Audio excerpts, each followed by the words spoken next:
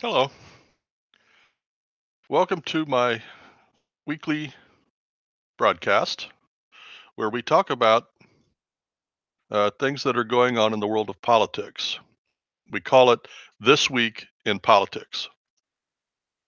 And this week I want to talk about the DACA deal and social media.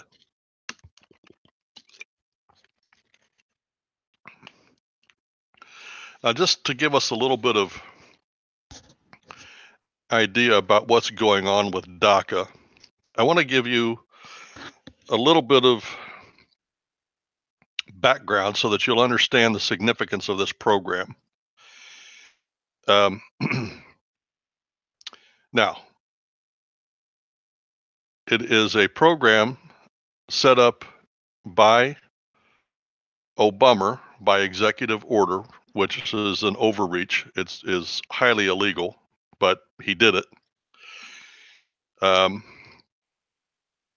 and what it allows is allowed children with sponsors to stay here in the United States, give them legal cover that they have to renew every 2 or 3 years, and there would be no retribution. We are currently looking at probably somewhere between, if you count sponsors, somewhere between 800,000 and 2 million individuals. Um,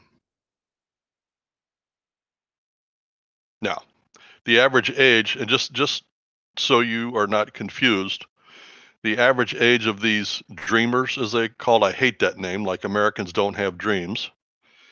But these children, and I do that in air quotes, children, DACA children, the average age is now 26. Okay.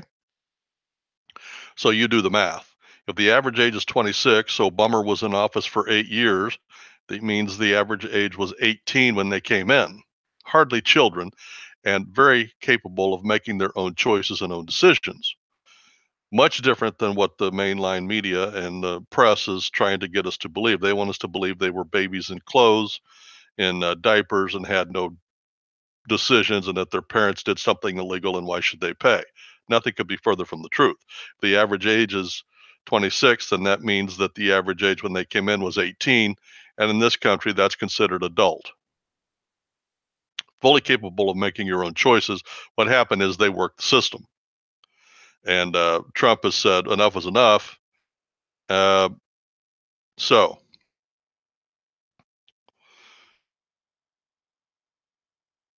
Trump has stopped DACA, but he did not eliminate the uh, the back part of it. He has not kicked anybody out of the country. What he said was, I'm stopping it now, but I'm not going to do anything permanently. I'm going to let Congress deal with this in a legal way so that they can write legislation and make it legal. And I'm going to give them 6 months to do that. And if they don't do it, then I will. Now, at the time, I wondered, why did he do that? Why didn't he just eliminate it and be done with it?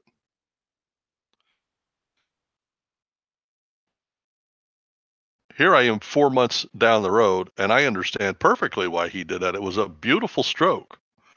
I mean, it appeared at the time that he was acquiescing to Congress, which he was, and he had to because that was the right thing to do.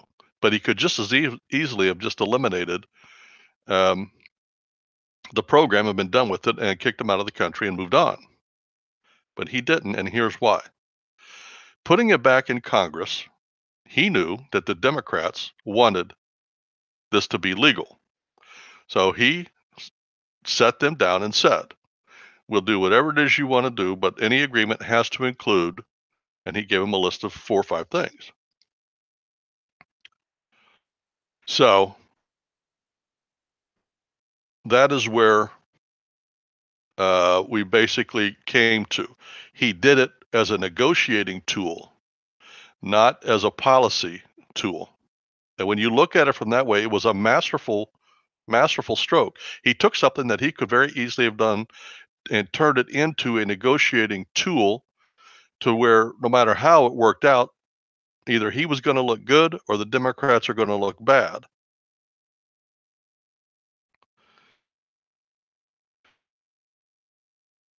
Now, I have said in other programs, and I still don't know the answer to this, but 6 months from the time Trump said that would be March.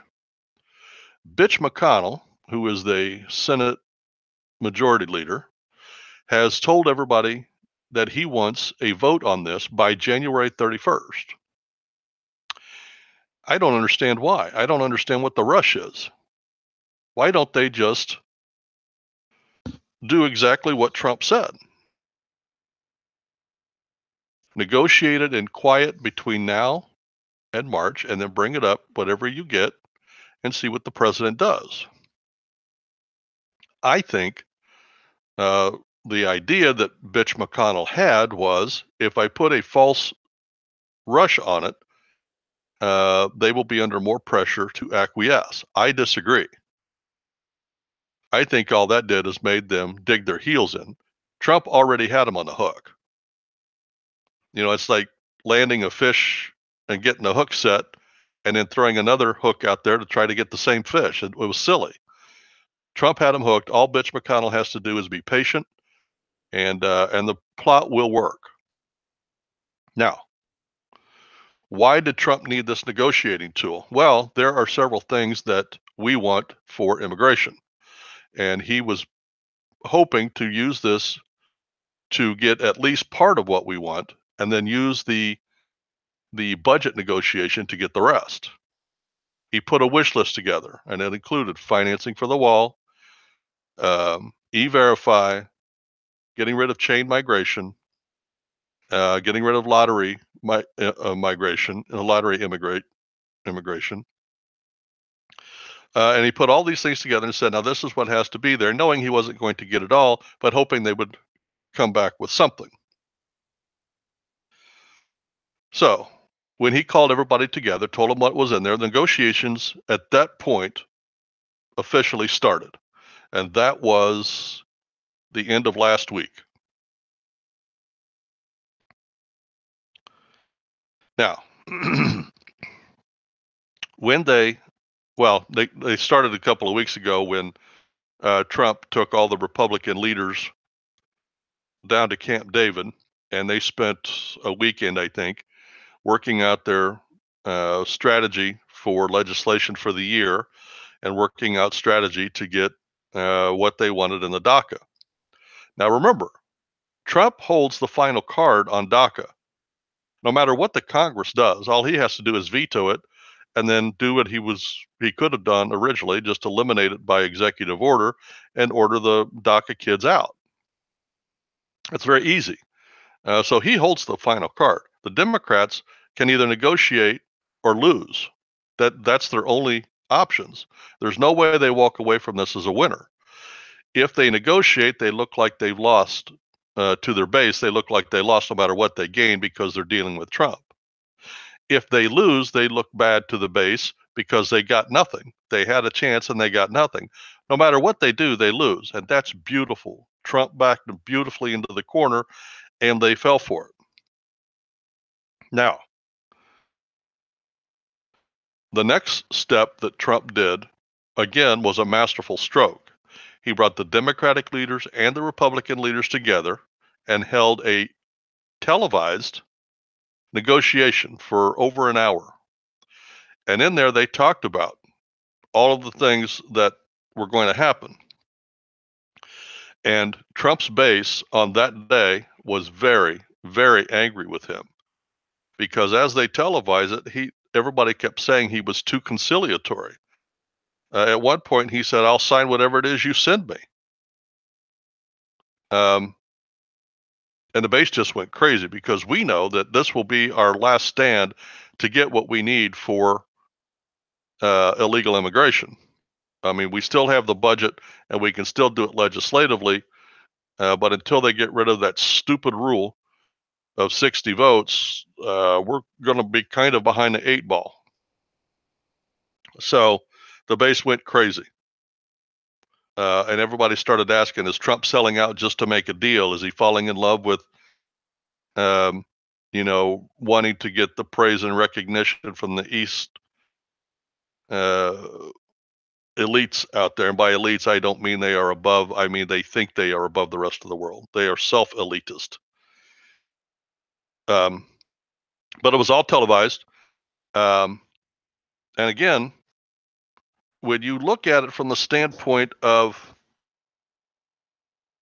just negotiations as we know negotiations,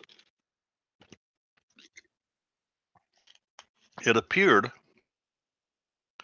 that Trump was being much too conciliatory. But as I look back on it, again, Trump had him already hooked by his masterful stroke. He had him hooked. So now what he had to do is he had to let the Democrats' base know what was going on and that he was not the problem and the Republicans are not the problem. He's trying to convert some of the independents and the Democrats over to Republicans in the upcoming elections. So how do you do that without these guys lying about you? You hold a live TV event where nobody can lie. It's right there out in the open. And how do you get some of the independents and the Democrats onto your side? You very plainly and openly say, be very conciliatory. I'll sign whatever it is you send me. You just send me a bill and I'll sign it. Well, to liberals and independents, that's great. That sounds great. So again, no matter what the Democrats do, they can't come out of that meeting and lie about what he said. And they can't play politics because it's all live in front of the country. The whole country heard Trump say that. I'll sign whatever it is you send to me. The liberal Democrats were licking their chops all around the country thinking, we finally got him. We're going to get what we want.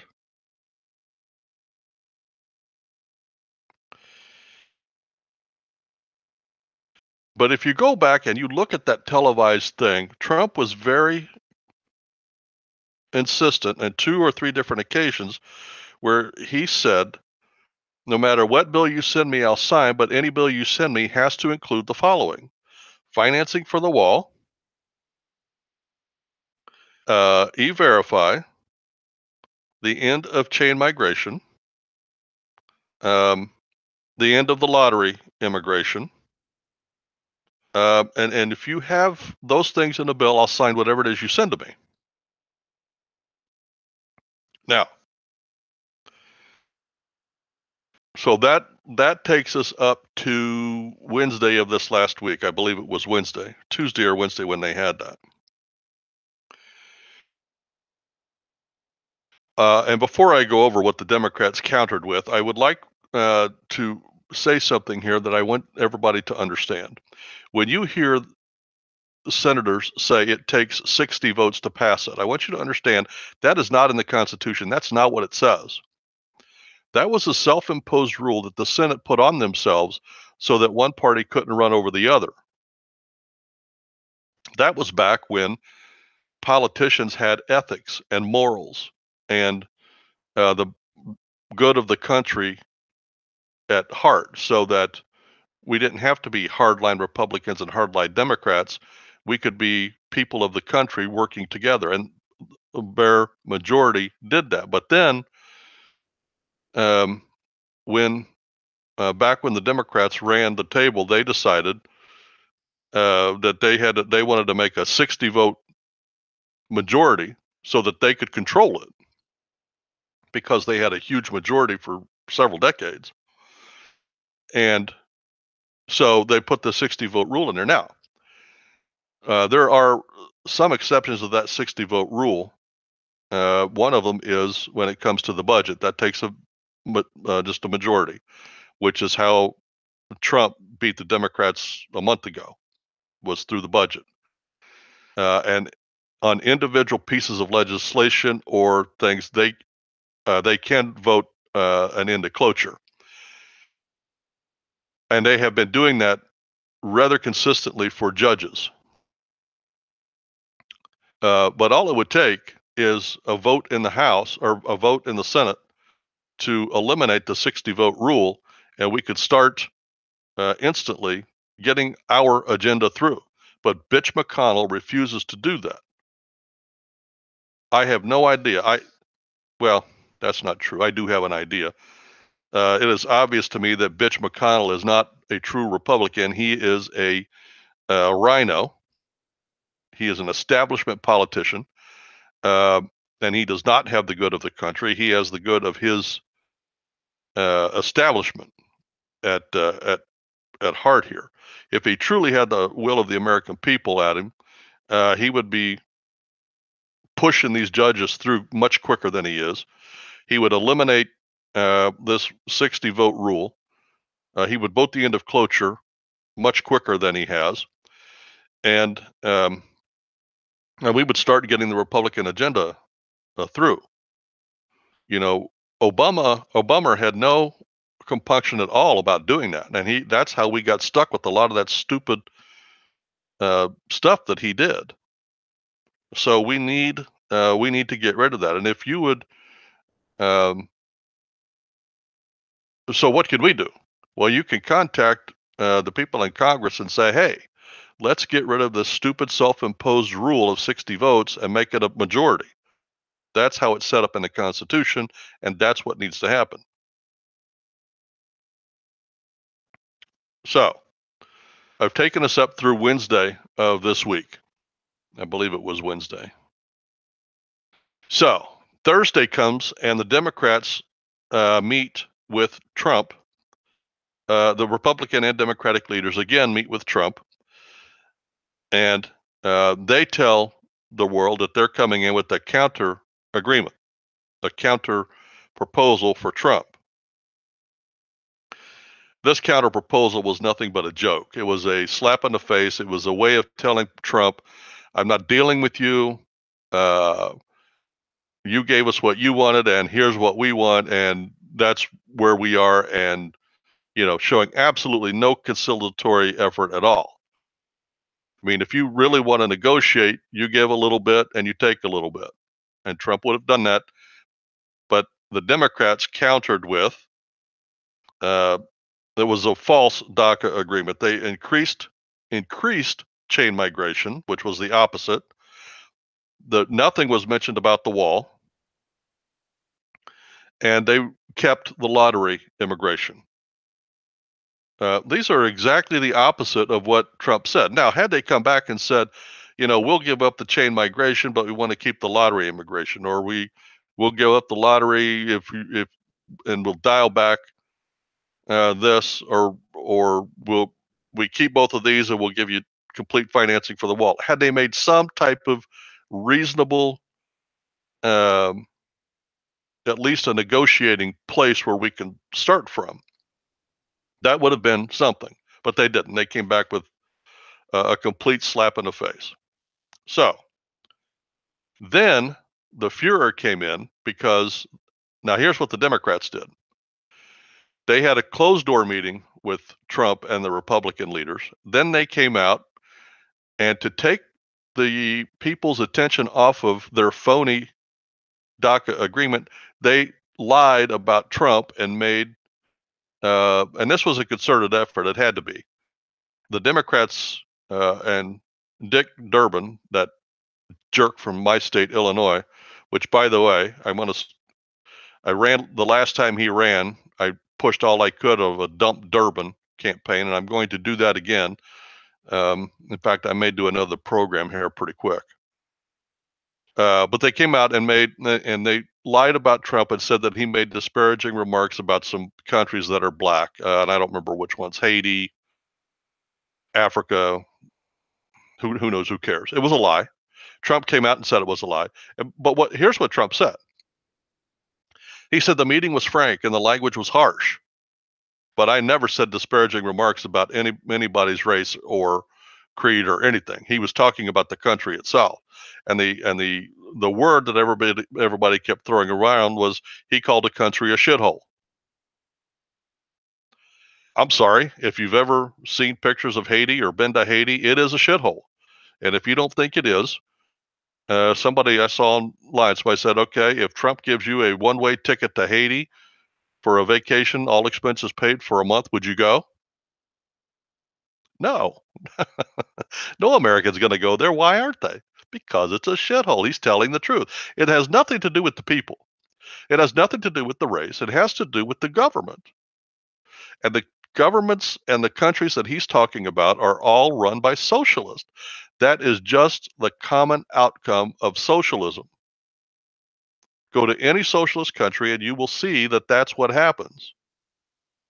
So anyway, they came out and lied, and the press, of course, followed suit, which took all of the attention off of the fact that the Democrats slapped Trump in the face, have no intention of negotiating at all on DACA, and they think they're going to take their argument to the American people. What the Democrats still have not learned about Trump and about the last election is we're tired of that. The American people do not want lottery immigration. The American people do not want chain migration. The American people want a wall built along the border. And anybody that stands in the way, and that means all the liberals right now, are fighting it. Now I want you to think about this, and I hope the Republicans and the Tea Party remember this in this election. We just got a huge tax cut from the federal government. Okay, not one Democrat in the House and not one Democrat in the Senate voted for that tax cut. Remember that. Not one. And here, the Democrats are not willing to negotiate at all on DACA. So when the Democrats come out of the election and say, we tried, but we couldn't get anything done with DACA and Trump's a bad guy, that is absolutely false. And you could go back and look on the record. Trump said, I will sign whatever you send me as a bill. They're not the least bit interested in negotiating. That falls on the Democrats, not the Republicans. Trump is handling this beautifully. He is building these policies and these issues up to where the Democrats look terrible. They have no place to pivot. They have no way to back out of it. They own these policies, and they own the steps that they've taken, and Trump has handled it beautifully. I am so impressed with him. I can't begin to tell you.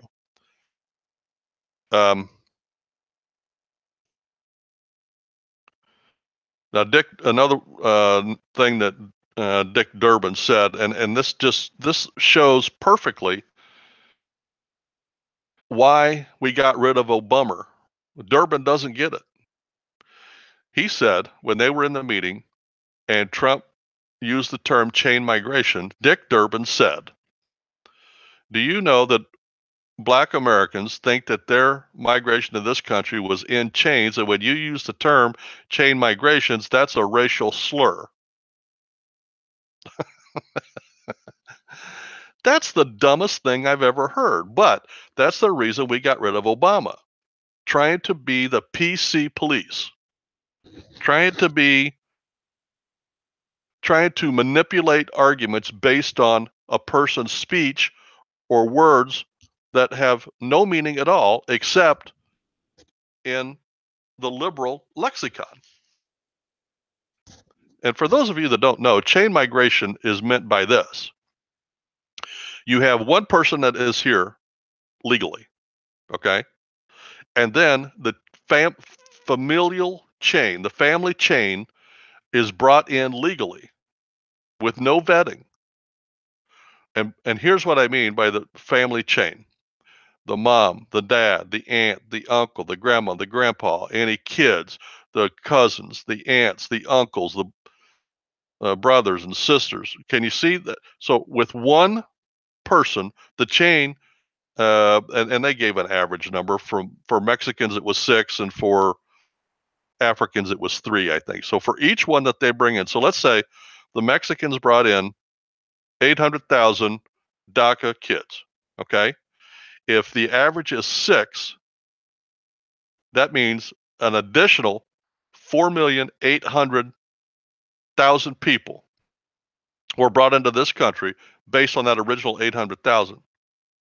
So really, we got 5,006,000 legally here because of a stupid policy that had no vetting, and they're here only because their family is here, and now they're here legally. That's what the American people want to get rid of. We need to be bringing the best the world has to offer. Remember, people, the whole world wants to come to this country. We are the biggest, the strongest, the freest, and the most giving country in the world, and everybody wants to get in here. Why would we water that? Why would we let just anybody in and water down our greatness? Let's bring in only the best and the brightest into this country. Let's bring in the scientists and the doctors and the inventors and the computer experts and the writers and the artists. Let's bring them in, and we don't need any more banana pickers. We don't need any more cotton pickers. We don't need any more strawberry pickers. Let the American people have those jobs. If we're going to bring people in, let's bring in the brightest and the best. And the Democrats, they don't give a crud about the American people. The Democrats are fighting for this stupid policy just because these people tend to vote Democratic, and this is all about votes for the Democrats. The lottery, immigration, the chain migration, that's all about voters for them. It has nothing to do with our country. And Trump has told them that. He completely broke their back in that argument when he said, why would you not want to change this policy when it is not the best for our country? Don't you want the best and the brightest for our country? That is the argument right there. And the answer to that question is no, they don't. They want the stupidest and the easiest lead to come in here so that when they go back to their district and say, vote Democrat, they'll just go in there and mindlessly vote Democrat.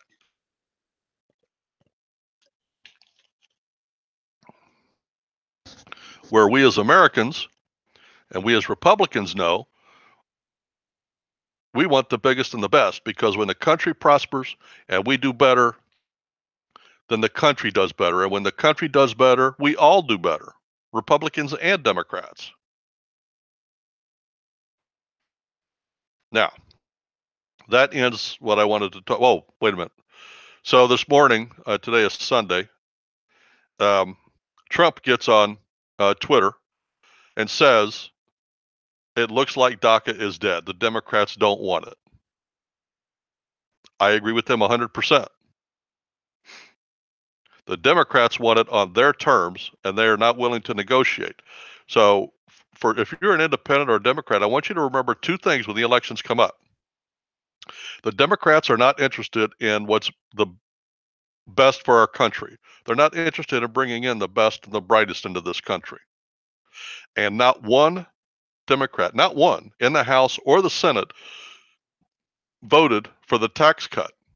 And you could say, even if you believed what the Democrats are saying, that it's a tax break for the rich and that the American people get nothing, okay? Do your research. That's a lie. 90% of the American people got a tax cut.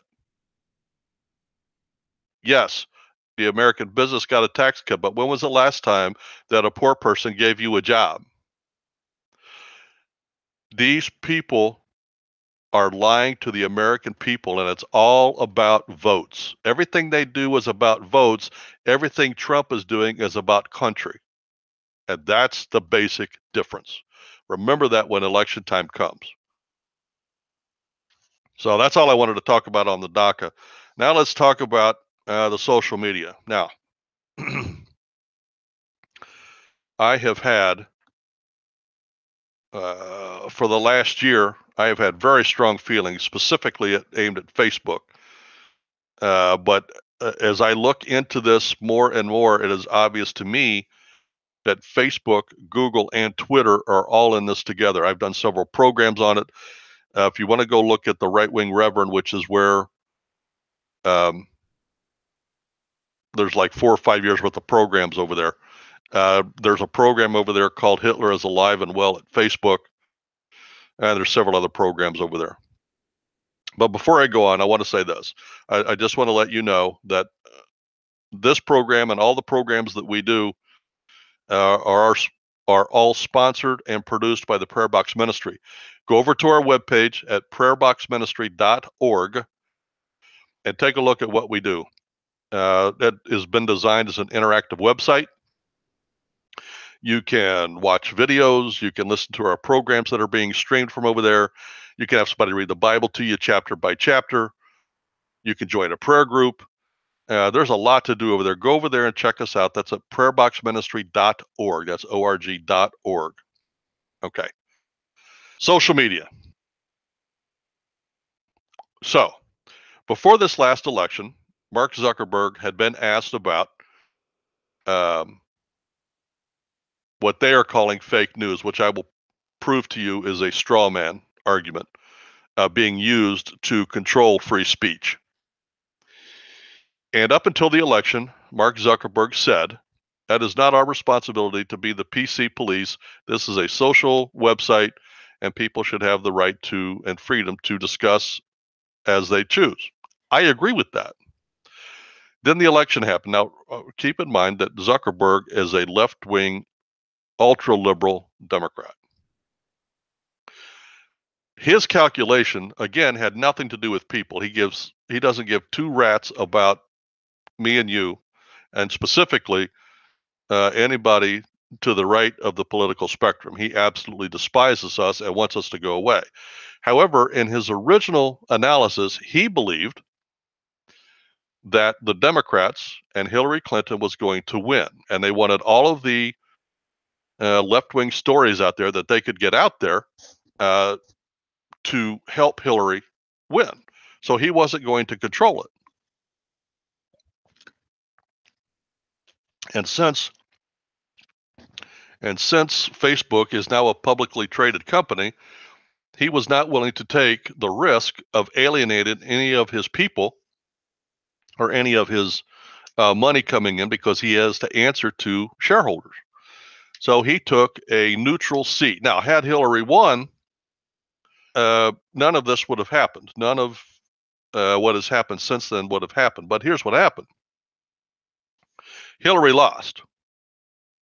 Mark Zuckerberg was interviewed by the Wall Street Journal and is considering running for president in either 2020 or 2024. Now, if you're going to run for president, what do? You muster all the resources you can get, and you do everything you can control to get you towards that end, right? So, as an example, Donald Trump had billions of dollars. So he used his asset. He used his airplane, he used his money, and he used his organization to get him the presidency. And it worked. Zuckerberg has billions of dollars, and I'm sure he has his own plane, but he also controls Facebook. And the leaders of Google and Twitter are also ultra left-wing liberals. One or two are homosexuals. I know for a fact that Bezos is. The other guy I'm not sure of. And these guys are all left-wingers, so getting them in the same group to back the same policies is a no-brainer. So after the election, Zuckerberg all of a sudden sees Jesus and decides, okay, we have to control fake news because fake news is the only way Trump could have won, and here it is. So now we have to control it. Okay, that was a false straw man set up so that the only person that can destroy it will be to control free speech. If you go back and look, which I did, the so-called fake news ads, I saw them, and they were obviously fake. They were obviously done tongue-in-cheek, and they were obviously 50% against Trump, 50% against Hillary. The only ones that they're talking about is the ones that were against Hillary. The fact of the matter is that they were 50-50, and some of them probably were done by Russia. I have doubts about that, but probably were. But they were not aimed at getting Trump in the presidency. In fact, the only goal that they ever had was to confuse issues. That's all. I mean, we do that to other countries all around the world, and the Russians do that to countries all around the world. That's just the thing that they do. Zuckerberg took this, and the first thing he did was he said, well, we're going to stop the fake news, but he didn't have the cojones to own up to it himself. So what he did is he said, I'm going to set up 3 independent companies, and they'll look at it and they'll decide what's fake and the measures to take. First off, the logic is absolutely wrong. I don't remember the Constitution saying you have a freedom of speech as long as it doesn't offend Zuckerberg, or you have the freedom of speech unless it goes against the left-wing liberals. I don't remember that in the Constitution. It says you have freedom of speech. But Zuckerberg has decided that if there's anything he deems fake news, he's going to control that.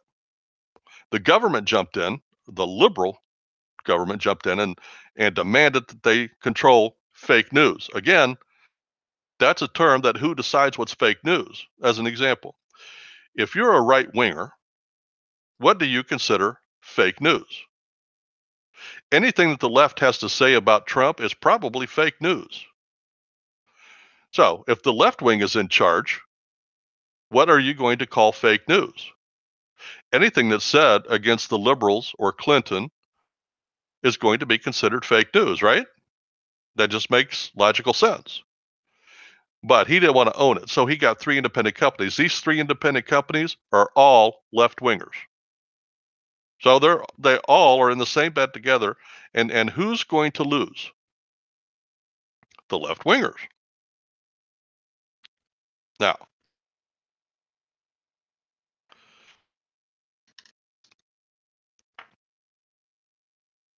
I just want to make a blanket statement right here and right now.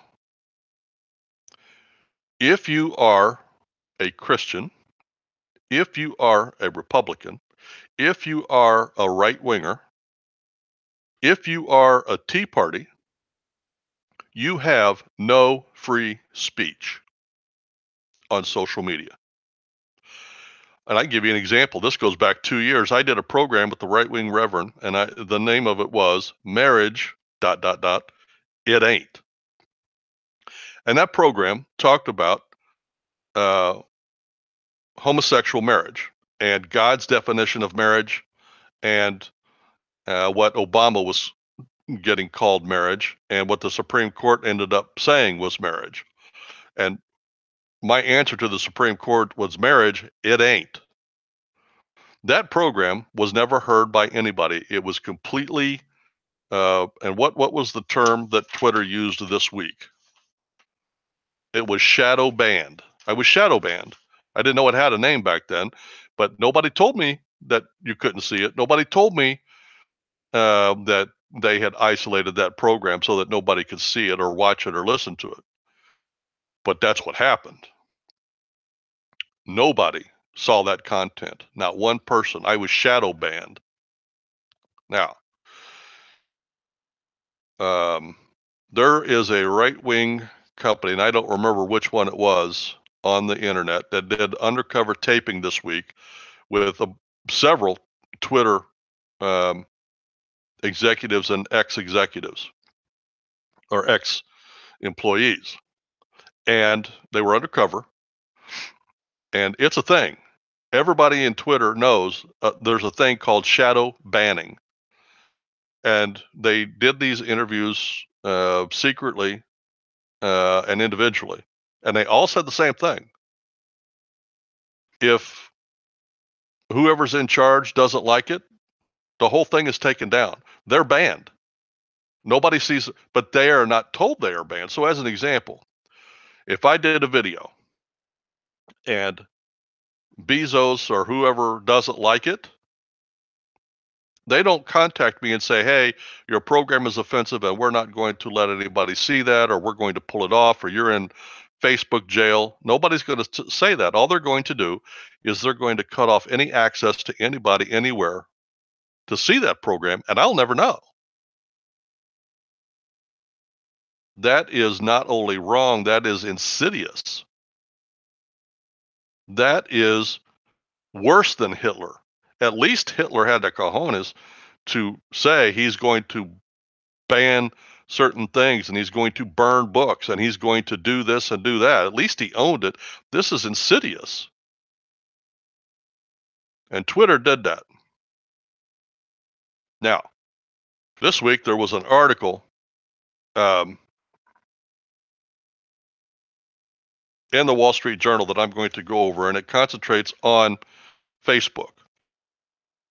So in the same week that Twitter is made known, and this isn't hearsay, that's proven on video. I watched the videos. I wouldn't be surprised if YouTube started pulling those videos, but I did watch them before they were pulled. In the same week that YouTube is shadow banning, is what it's called, mostly right wing and mostly Christian or conservative or Tea Party, this article comes out in the Wall Street Journal. Now, I'm not aiming this strictly at these three social media, and I want you to understand that. Because these three have to answer to stockholders, okay, what they have done is all three of them went to Washington, D.C. to get with their liberal friends. And the liberal Democrats had a hearing, and they put on this dog and pony show saying, and they were falsely yelling at the social media leaders. And they were pointing their finger and saying, either you control fake news or we will. So now these guys, Zuckerberg and Bezos and all them, they can say, oh, it's not us. We didn't, the government said we had to do this. Well, they can't do this. The government cannot do that. That violates freedom of speech. But these social guys are taking this straw man that they have set up, and now they're going to say it's not us that's controlling freedom of speech, it's the government. We don't want to be regulated by them, so we're going to do it ourselves. Here's the bottom line. They want us to shut up and go away. And that's been the goal on Facebook for a while. It became overtly so immediately after the 2016 election. Now, why did Google and Twitter jump in? Because Facebook knows that if one of them stands up, all the right-wingers and liberals and right-wingers and Republicans and Tea Party will just go to Twitter. And they don't want to do that, or they'll go to Google. And they don't want to do that. So you get the three biggies together, they will control the whole thing. And then there'll just be little websites. And by the way, I am going to do the research, and I'm going to find a site where we should be able to go. And I have a couple of possibilities, but I'm going to do my research before I start recommending that.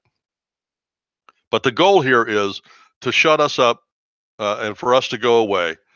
And so that these social websites become more about liberals and more about making money than it is about a freedom of expression of ideas and thoughts. Okay. So in the Wall Street Journal on Friday of this week, the headline reads in the business section, Facebook rethinks its news feed. Now that sounds innocuous enough. Let me start out. Facebook Incorporated is considering changing how it prioritizes news stories and users' feed to give better placement to media outlets deemed more trustworthy as the company continues efforts to limit the exposure of false news, people familiar with the matter said. Okay? Let me go back and read that again. It gives better placement to media outlets deemed more trustworthy. Deemed more trustworthy by who? Who's going to decide that? Facebook? Zuckerberg? Liberals? The government? And the purpose of it is to limit the exposure of false news. False news as opposed to who? Now, let me give you an example of false news that is a false flag. When Hillary Clinton's emails came out and Julian Assange released the fact that there were all of these emails and he released them. If a right-winger reported on that and it went to this tribunal or Zuckerberg or anybody, and they said, there's no proof of that. All that is just somebody releasing something. They have no proof, no backup. It's fake news, false news, and it's gotten off of the internet and nobody hears about it. Come to find out, it is real news. But had Zuckerberg done that and these other companies done that and kept it under wraps till after the election, it's very possible that she would have won. That's what they want to get rid of. They don't want to have the real truth coming out. So if you're a liberal and the truth comes out against your candidate, you call it fake news and you get rid of it. That's what's going on here. And the opening paragraph here proves that. Later on in the article, it says such a move would thrust Facebook into an even more active role in deciding what content is acceptable on its site. That's exactly right. I do not want my freedom of speech determined by anybody. The only time my speech should be, and this is taught in any law class anywhere in the country, you have the freedom of speech, except you can't do damaging things like running into a movie theater and yelling fire.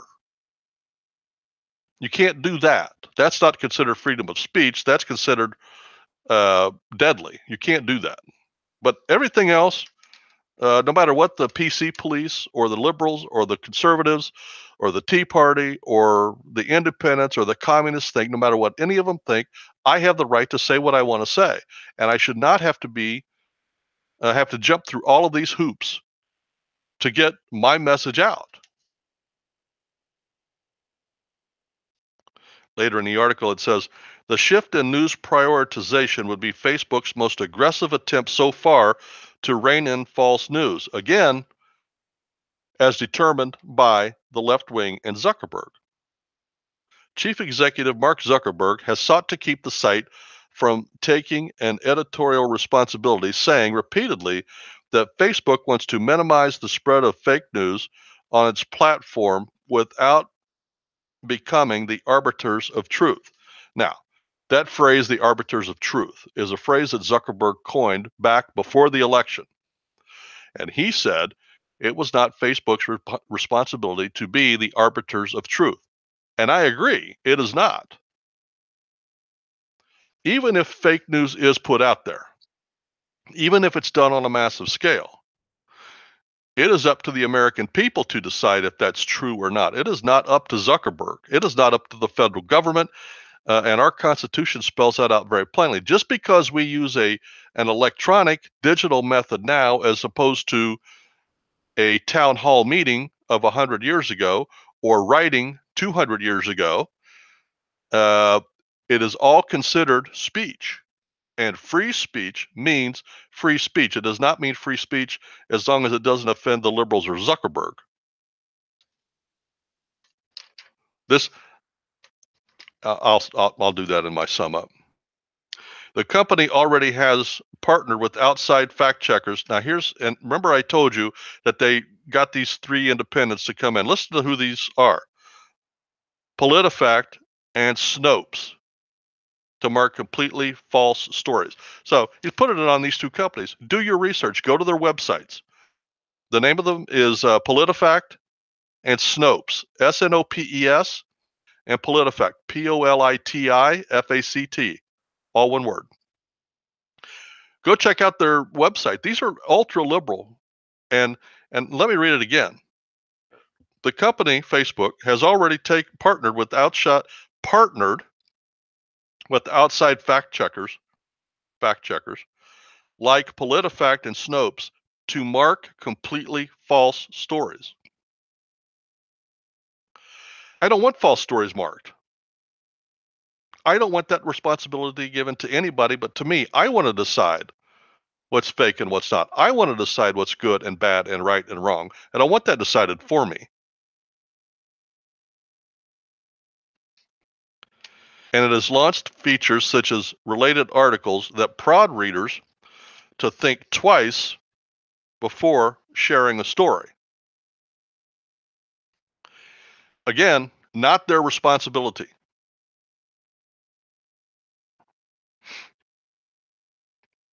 Some critics have said the company, as the most powerful distributor of media content on the web, has a duty to police its feed and work hard to weed out misinformation.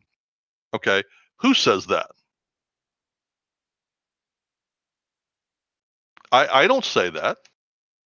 I don't want them weeding anything out. If something comes across your feed that you don't like, there is a button that you can push on the upper right hand side. You click on it and it says, hide this from my feed, or unlike or unfriend this particular person so you don't see this any type of. That's how you control it.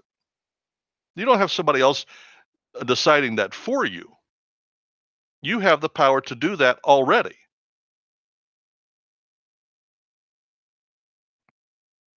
It goes on to say, Facebook has adjusted its algorithms over the years on multiple occasions to weed out content it believed was cluttering user feeds, such as clickbait stories, dealing with fake news. And here they put fake news in quotation marks, which is exactly right.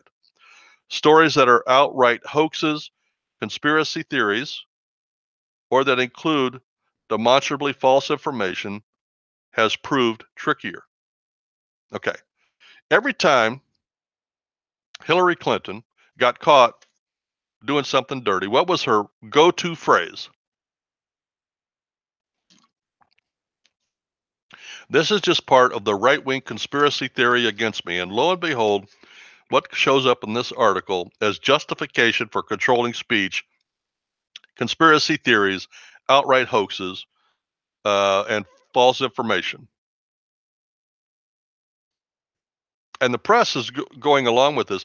This article, the way it is written, is pro Zuckerberg, pro controlling fake news.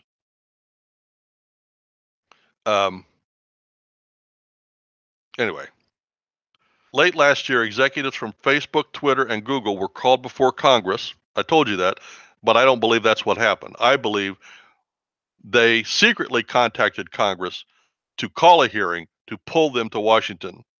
This is all for show, to explain how their platforms had been utilized to spread misinformation and influencing political events during the election cycle. See, they're not even pretending that it's about hoaxes. You know, a hoax would be the king of Siam needs your bank account number to get his money into this country. Give us your bank information. That's a hoax. What did Congress say? They want to know. Listen to what Congress wanted to know: how their platforms have been utilized to spread misinformation and influence political events during the election cycle. That's all they cared about. This is all part of controlling the political narrative.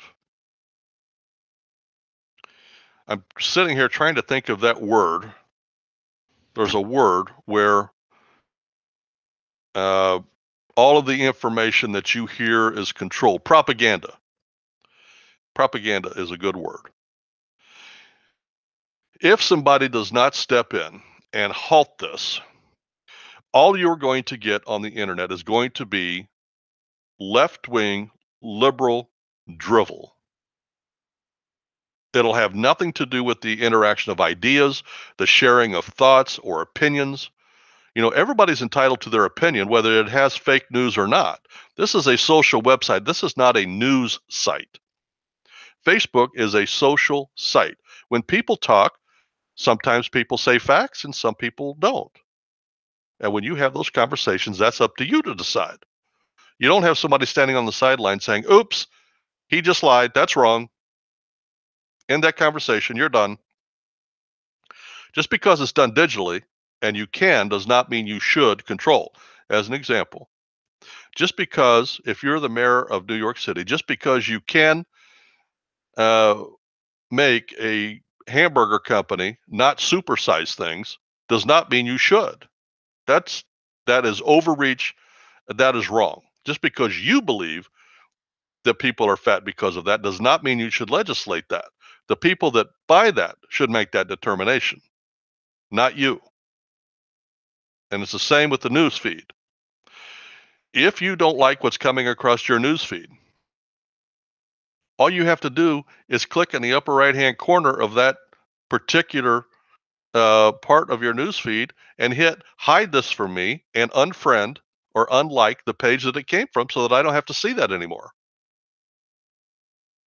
Facebook is saying that the American people are too stupid to be able to make those distinctions. We already have the power to do that ourselves. We can do that ourselves. But Facebook, Google, Twitter, and the federal government is saying the American people are too stupid to pick out fake news and to know lies and to know when they're being manipulated and how to vote. So we're going to do that for them. That's what they're saying. And they're using the straw man of Russia, Russia, Russia to control free speech. It's a big week. But between now and 2 years from now, when the presidential election cycle starts over again, there's going to be many, many changes that happen. And I'm going to try to bring them out as they happen. I already have a year's worth of history doing programs and chronicling each baby step that they are taking. This week was a huge step for medias to control the political narrative on their websites. And nobody's paying attention and nobody's yelling and screaming about it. But I guarantee you, when the election comes around, we are going to find all kinds of right-wing and Tea Party programming and blogs. There's already some of them out there screaming about it. I belong to one that's called Chicks on the Right. Love the Chicks, by the way, on Facebook. They are already being shadow banned by Facebook. And the only way they've been able to get around that so far is to come out and beg people to go to their website so that they can't be controlled over there, which is what I've been doing for 2 or 3 years. Every program I do, I mention the Prayer Box Ministry so you can go there and get the truth unabated. That is also why this year we have made a change where I was putting all audio and video online. I mean, on social media. We're not doing that this year. I'm going to put only the audio, and the video I'm going to put on our website so that people can go there and get our website. Now, our audio programs will also be streamed from over there, but our video will not be on the website. I mean, will not be on social media. They will be available only on the website. So that by the time the election comes, and all of that has been is being shadow banned by these three companies, there will be a 2 or 3 year history of programs that you can go over there and watch that the social media will not be able to handle, will not be able to hide. So anyway, that is we really need to get up in arms. We really need to get serious. We really need to let our voices be heard. That this is a slippery slope they are going down. This is amounting to, I can't think of that term. They're, the kind term is controlling the content. Hitler said, "Let me control the textbooks and I will control the country." Well, it's not textbooks now. It's let me control the digital media and I will control the country. And that's what these guys are doing. They're controlling the narrative. They are manipulating facts. They are censoring. That's the word. We're being censored. Zuckerberg is doing exactly to digital media what Hitler did to written media. And I'm not being out there. I'm not being provocative. If you go back and check your history, Hitler controlled the textbooks by having book burnings. He controlled the children in grade school. He controlled the information flow in the written word. Televisions were not big back then. But what media he did, he was a master manipulator of the written word and the audio and video. Here we are. Zuckerberg is doing the exact same thing to digital media. He is censoring the media that he controls. He is censoring it to his benefit and the liberals' benefit, just like Hitler censored it to the Nazis' benefit. Zuckerberg is doing the exact same thing, and unless we stand up, it's going to happen. But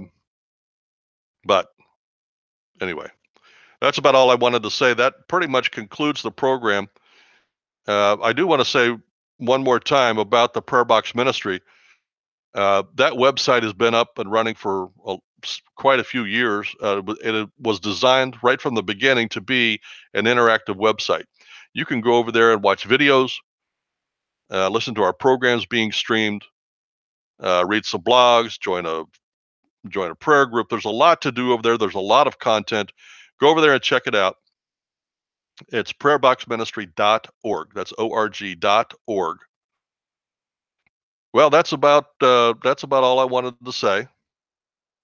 I want you guys to have a blessed week and a happy week, and I look forward to next week when we sit down and discuss this week in politics.